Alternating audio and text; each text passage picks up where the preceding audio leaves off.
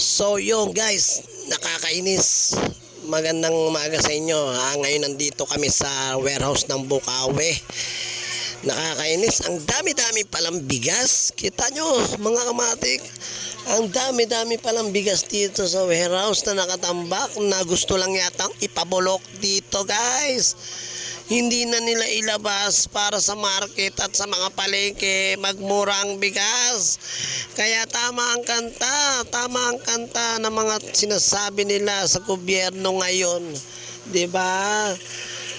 BBM, ano ba naman yan? Sabi mo bababa ng 20, ngayon hindi pa rin bumababa ang 20, bumababa lang ang mga panty ng mga asawa namin. Ano ba naman yan?